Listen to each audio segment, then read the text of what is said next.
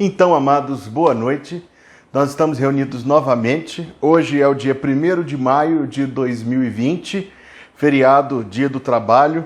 Sei que apesar das condições que nós estamos vivendo, alguns estão em viagem, outros estão em outros programas, mas o bom é que tudo que nós temos feito neste curso, 9 marcas de uma igreja saudável, fica gravado e fica disponível para você. Você pode assistir as outras aulas novamente, se desejar, ou se ainda não teve acesso a este conteúdo, navegando nesta página. E neste primeiro momento eu já lhe convido a se inscrever nesta página. Ative o sino de notificações e você será avisado todas as vezes que nós entrarmos ao vivo ou publicarmos algum conteúdo novo.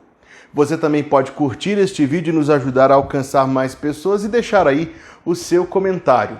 Esta é a primeira aula sobre a marca número 6, Membresia Bíblica na Igreja.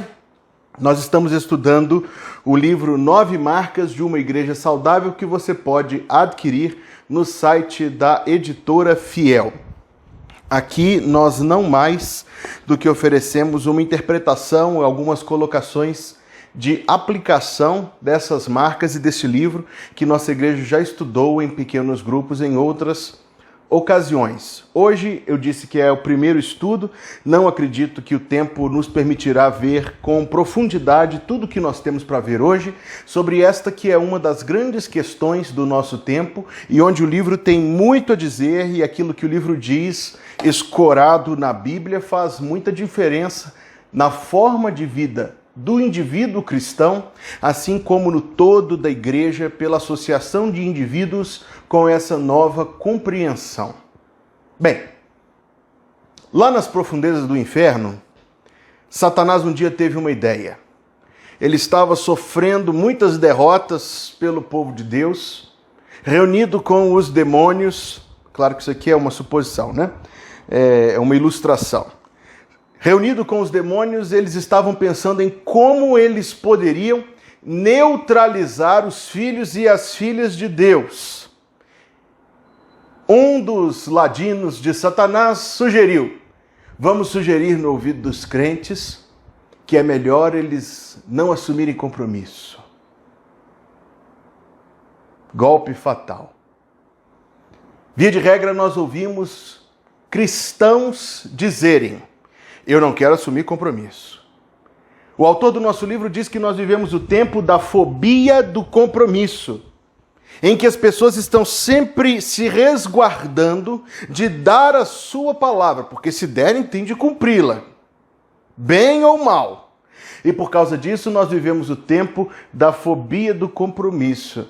Eu trago essa pequena ilustração para mostrar que este tem sido, sim, um golpe fatal do inimigo. Pode alguém que entregou a sua vida a Jesus Cristo, alguém que aceitou tomar a cruz a cada dia, alguém que tem no crucificado a expiação dos seus pecados, pode tal pessoa não querer assumir um compromisso com o corpo de Cristo, com a igreja de Deus?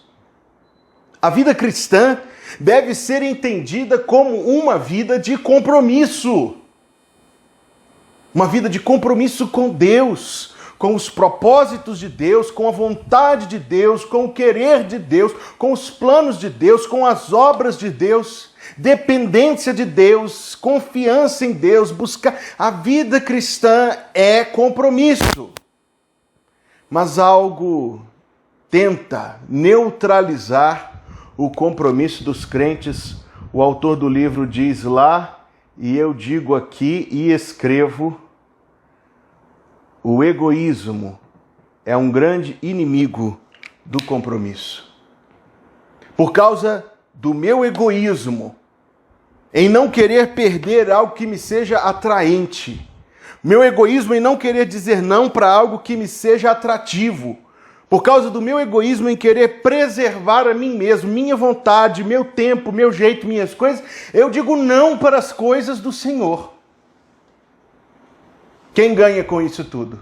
Eu talvez ganhe algo que não tem valor com o que eu ganharia se comparado ao que eu ganharia dedicando a minha vida e meu tempo ao Senhor? E o inimigo ganha muito.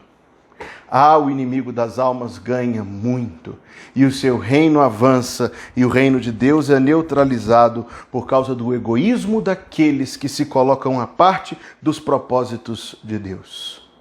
O que nós queremos ver esta noite, amados, é exatamente isto: que segundo o padrão da Bíblia, os crentes devem assumir compromissos com Deus e uns com os outros, para estabelecerem igrejas de Deus, que sejam firmes, igrejas que dependam ou que sejam o resultado do trabalho de cristãos comprometidos, dedicados, e que isto é o que Deus intenta para a vida de cada um de nós. Nós compreenderemos de maneira muito diferente daquilo que é praticado no mundo evangélico o que significa ser membro de uma igreja local, e nós compreenderemos os propósitos de Deus para uma igreja local. Eu quero estabelecer o nosso primeiro ponto nesta aula de hoje com base num outro livro que eu também posso lhe recomendar, um livro bem fino, porém muito relevante, chamado A Membresia da Igreja na Bíblia. O seu autor é o reverendo Peter Masters, de Londres, um dos maiores pensadores da fé cristã que nós temos no tempo de hoje, homem profundamente leal à palavra de Deus. É deste simples livro, você pode adquiri-lo acessando o site da editora Princípios Reais, o valor muito barato, e você pode ler o todo do que eu quero colocar aqui, apenas um ponto. A Bíblia ensina que as igrejas tenham listas de membros. Ensina a Bíblia que as igrejas devem ter uma lista dizendo quem faz parte delas e, por consequência, quem não está naquela lista não faz parte. E, por consequência lógica, a Bíblia ensina que os crentes devem se unir às igrejas dessa forma. Então, para isso, nós queremos ver 3 textos do Novo Testamento. Abra sua Bíblia comigo no Evangelho de Mateus, capítulo número 18.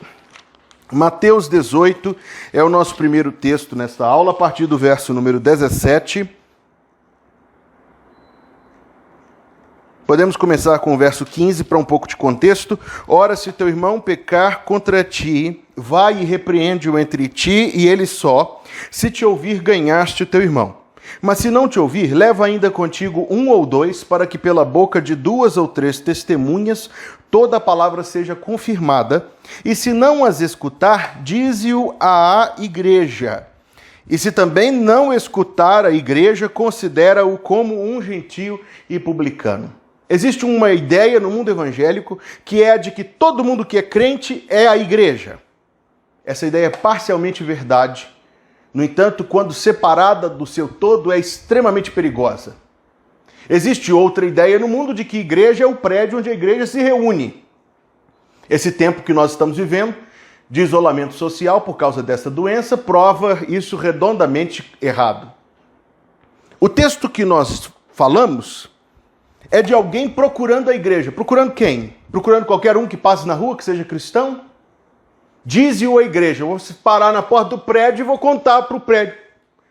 Está se referindo a um grupo específico de pessoas, a quem estamos eu e aquele de quem eu estou protestando unidos, para que intermediem entre mim e aquele. É isso que o texto diz.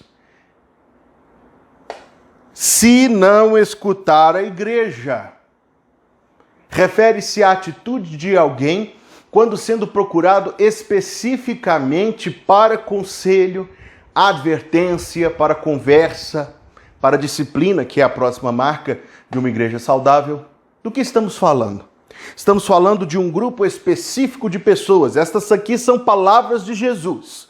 Um grupo específico de pessoas que tem conhecimento de quem faz parte daquele grupo e que tem um parâmetro de verdade que é usado para referenciar e dizer o que é certo e o que é errado. Esta é a primeira referência da igreja local que nós encontramos no Novo Testamento. Palavras, eu digo novamente, do próprio Senhor Jesus. Abra comigo no livro dos Atos, onde nós queremos ver outro texto nesse respeito. Livro dos Atos, capítulo 2, verso 41. Perdão, eu escrevi 42 aqui, mas é o verso 41. De sorte que os que foram batizados de sorte que foram batizados os que de bom grado receberam a sua palavra, e naquele dia agregaram-se quase 3.000 almas. Agregaram-se a quem? Agregaram-se aos que já eram crentes, tornaram-se crentes e se uniram, passando a fazer parte de um todo maior chamado igreja. Livro dos Atos, capítulo 4, verso número 4. Muitos, porém, do que ouviram a palavra, creram. E chegou o número desses homens a quase 5.000. O número. Você não consegue lembrar de cabeça 5.000 pessoas. A igreja tinha uma forma, o que nós chamamos de lista. Os crentes mais antigos conheciam a palavra hall, mas é a mesma coisa. Existe um parâmetro, existe algo, existe uma lista onde nós estamos dizendo: estas são as pessoas que fazem parte da nossa igreja. E isto é veementemente bíblico, como está em Atos 4, verso número 32. E era um o coração e a alma da multidão dos que criam. Aqui está se referindo à beneficência da igreja, porque os convertidos enfrentavam perseguições e perdiam os bens terrenos. Ninguém dizia que coisa alguma do que possuía era sua própria, mas todas as coisas lhes eram comuns. Não somente eles estavam unidos entre si, estavam, como cuidavam uns dos outros. Eram feitos instrumentos de Deus para prover uns para os outros. Deus dispunha de um para abençoar o outro. Isso mostra que não é somente um grupo ao qual se pertence vagamente, mas vida conjugada, pessoas passando a viver juntas os propósitos de Deus. Veja Atos 5, verso 12. E muitos sinais e prodígios eram feitos entre o povo pelas mãos dos apóstolos, e estavam todos unanimemente. Outra tradução dirá: estavam todos os dias, no alpendre de Salomão. Que lição é esta? A lição não somente de pertencer, a lição não somente de viver juntos, mas a lição de pertencer, viver juntos e estar sempre juntos. Estar juntos quem? Uns dos outros, é óbvio. Como a Escritura salienta aqui o seu ensinamento. Outro texto, ainda que não seja o nosso texto especificamente hoje, porque nós teremos de lê-lo novamente na próxima lição, quando falarmos de disciplina, queremos ver rapidamente o que está escrito no capítulo 5 de 1 Coríntios. Geralmente se ouve que há entre vós fornicação, e fornicação tal que nem ainda entre os gentios se nomeia, como é haver quem possua a mulher do seu pai, misericórdia. Estais ensoberbecidos e nem ao menos vos entristecestes. Note o que está escrito, marque isto na sua Bíblia, por não ter sido dentre vós tirado. A referência do apóstolo Paulo à disciplina eclesiástica mostra claramente que existe um discernimento. Quem é quem? Quem faz parte? E por consequência, quem não está naquela lista, não faz parte. Nós inferimos daí ainda mais que os crentes, como nós vimos nos textos do livro dos Atos, respondiam naturalmente a isso e se associavam, se uniam uns aos outros. E isto faz parte da vida cristã. As grandes figuras da Bíblia, o que é uma igreja da qual um salvo deve fazer parte, as grandes figuras da Bíblia, para descrever a igreja, deixam absolutamente claro quão inviável é que alguém tente viver a vida cristã autonomamente. A Bíblia diz que nós somos um corpo, o corpo de Cristo. Podemos explorar o significado desta metáfora? Eu tenho um corpo, você tem um corpo. Se eu perder este braço, é o meu braço direito com o qual eu escrevo, com o qual eu pego chaves, com o qual eu amarro o meu relógio, o meu cinto e o meu cadarço. É consideravelmente útil. Se eu perder este braço, eu deixei de ser Hugo? Não. Se você perder o seu braço, você não deixa de ser quem você é, nem o pé, nem a perna, e na verdade você pode perder muitas coisas, sem deixar de ser quem você é. Percebemos então aquilo que nós já sabemos, que o nosso eu, a nossa essência, habita na cabeça. O corpo, no entanto, serve à cabeça. Alguém já terá dito que o corpo serve para levar a cabeça para onde ela quer ir, para colocar a cabeça onde ela quer estar, para proporcionar à cabeça aquilo que ela quer e para fazer com que a cabeça tenha aquilo que ela deseja ou necessita. Eu gosto desse pensamento, porque todas as vezes que minha cabeça quer levantar, o meu corpo obedece sem questionar. E todas as vezes que a minha cabeça decide que eu preciso tomar água, o meu corpo rapidamente vai ao copo mais próximo. O corpo se comporta em reação às ordens da cabeça. Ficou claro isso? Porque deve ficar claro. Deve ficar claro que o corpo, a igreja, e aqui nós precisamos nos desvencilhar, mesmo que momentaneamente, da ideia da igreja universal, invisível, composta por todos os crentes, porque ela é invisível, ninguém vê, só Deus vê. A igreja local, a Igreja Batista Bela Vista, da qual eu faço parte, desde o dia que pedi minha carta de transferência para cá. A igreja local é o corpo de Cristo aqui,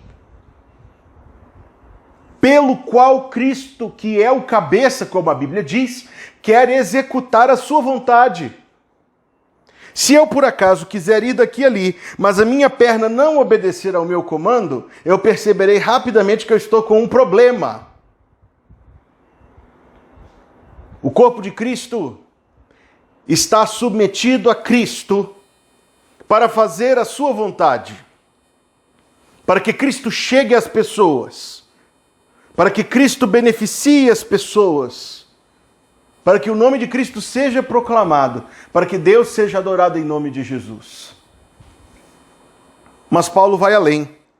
Nessa ilustração do corpo, Paulo a usa para dizer como nós somos. Ainda que o nosso tempo tenha bons transplantes de órgão para quem precisa, raramente, exceto nos casos de órgãos em pares ou de órgãos que você pode doar um pedaço deles, ou órgãos que o próprio organismo repõe, raramente você ouve falar de um transplante de um órgão de uma pessoa viva para outra pessoa viva, a não ser que seja medula ou rim, ou algo que se regenere.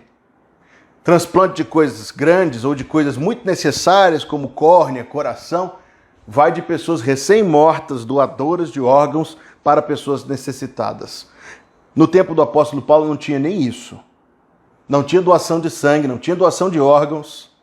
Quando Paulo escreveu isto, movido pelo Espírito Santo, ele estava descrevendo a intrínseca união que existe entre os crentes e que as comodidades do nosso tempo têm atacado com muita veemência e o inimigo tem obtido grandes vitórias contra o povo de Deus por causa disto. Por causa da comodidade e da facilidade com que nós nos desvinculamos disso, que é um padrão bíblico, de comportamento. Estamos unidos uns aos outros indissociavelmente. Se um órgão vai mal, o corpo padece. E Paulo ainda diz, como pode dizer os pés ao olho, não preciso de ti? Como podem? Não pode haver divisão no corpo, não pode haver cisão. Quando ouvimos falar do comportamento de muitos crentes do nosso dia, descompromissados com uma igreja qualquer, ou descompromissados com a igreja da qual fazem parte, vemos membros dormentes, adormecidos do corpo de Cristo. Acontece comigo assim como acontece com você. De vez em quando a gente fica com a mão dormente, o braço dormente, a perna dormente. Rapidamente nós procuramos o que pudermos para voltar para uma normalidade. No entanto, sabemos de membros do corpo de Cristo adormecidos há tempos. Tenha Deus misericórdia. Tenha Deus piedade. Desperta tu que dormes, diz a Escritura Sagrada. Levanta-te dentre os mortos, Cristo te iluminará. A Bíblia descreve-nos como corpo, executando a vontade de Cristo, unidos uns aos outros. A Bíblia descreve os crentes como um edifício. Não estamos pensando num edifício universal invisível. Ainda que eu reconheça que esta seja uma doutrina da Bíblia, essa doutrina, a doutrina da igreja invisível, que é composta por todos os crentes em todo lugar, tem sido levada para muito além dos seus limites. E tem sido usada para justificar práticas totalmente contrárias ao espírito do Novo Testamento. A Bíblia descreve-nos como um edifício. O prédio desta igreja, estou olhando para algumas das suas salas agora, é um excelente prédio.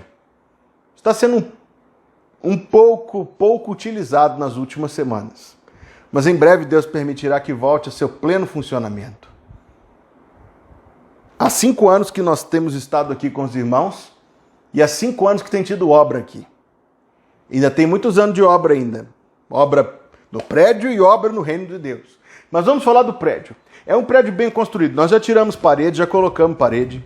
Nós já fizemos várias coisas com esse prédio e sempre, todas as vezes, ele se prova como uma excelente edificação. Tivemos agora que fazer alguns reparos na caixa d'água e temos certeza que temos caixa d'água para mais meio século.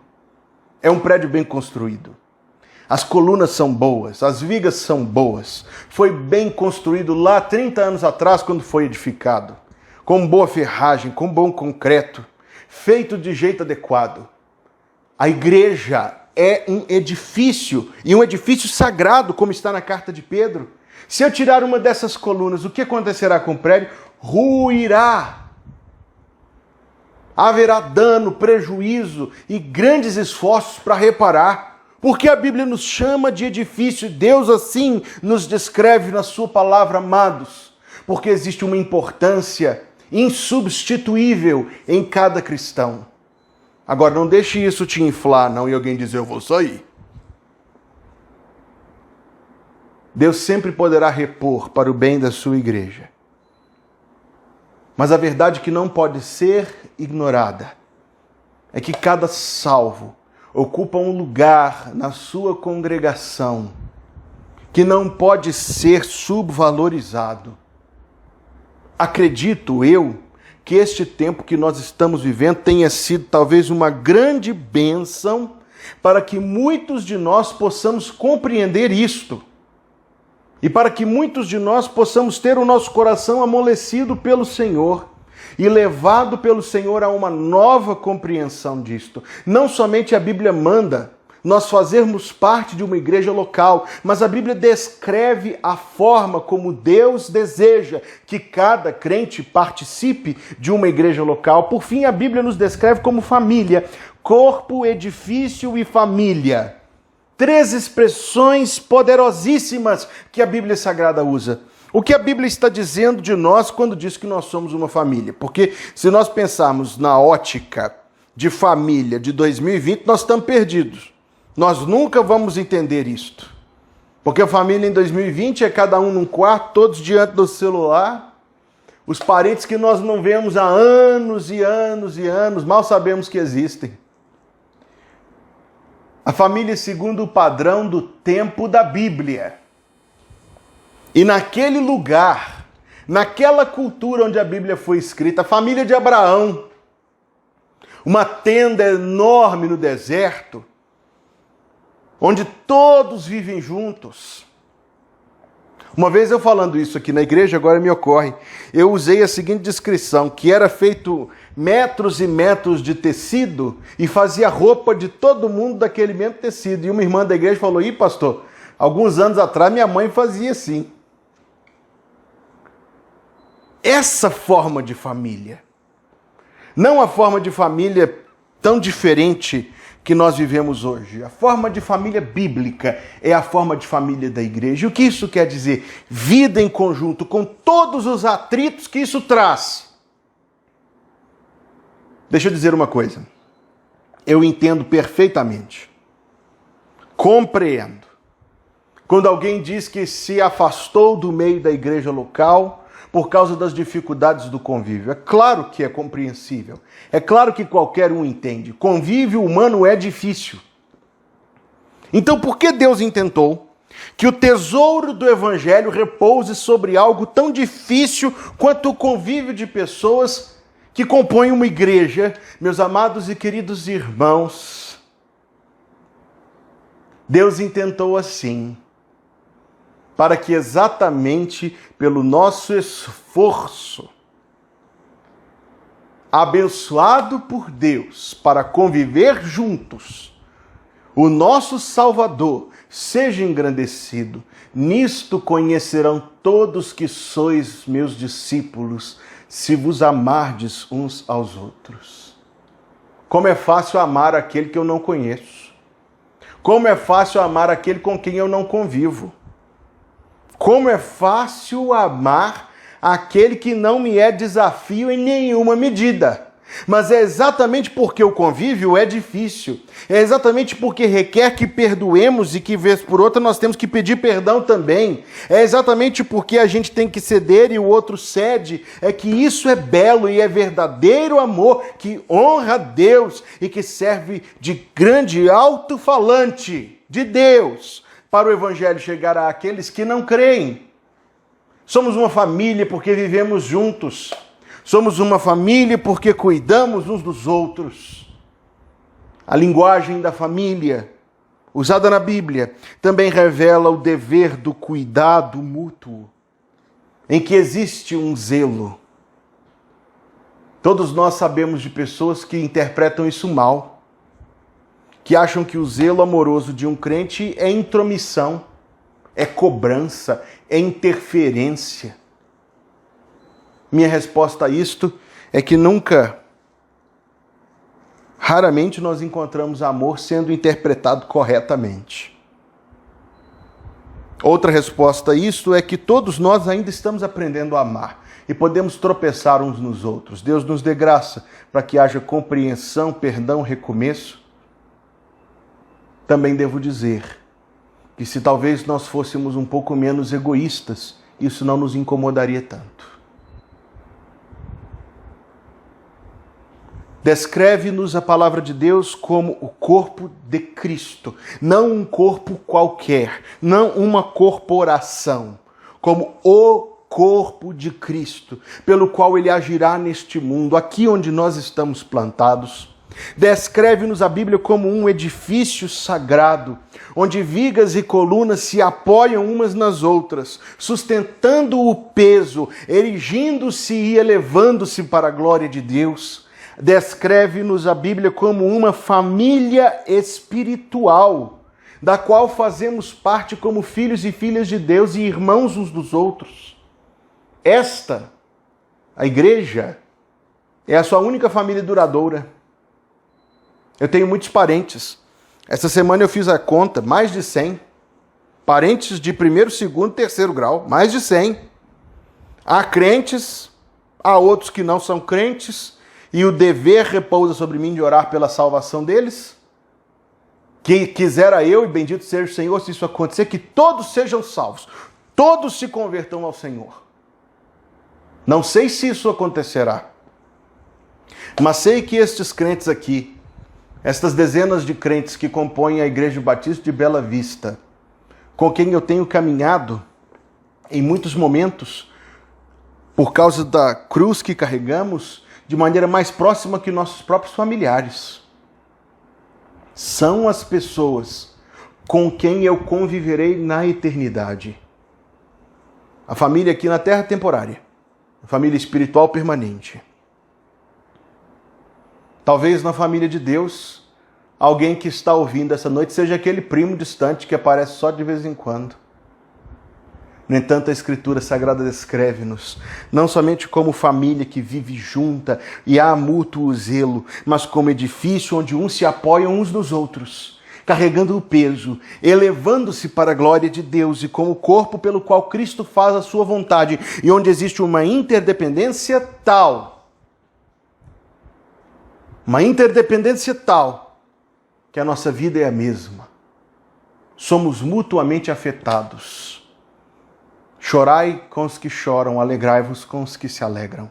Ou como o cristão poeta escreveu no seu poema, aqui, no meio da igreja, tudo é comum. O rir e o prantear. Em Cristo somos todos um. No gozo, na alegria, ou no lidar nas lutas. Devemos então, amados, vencer a fobia de compromisso.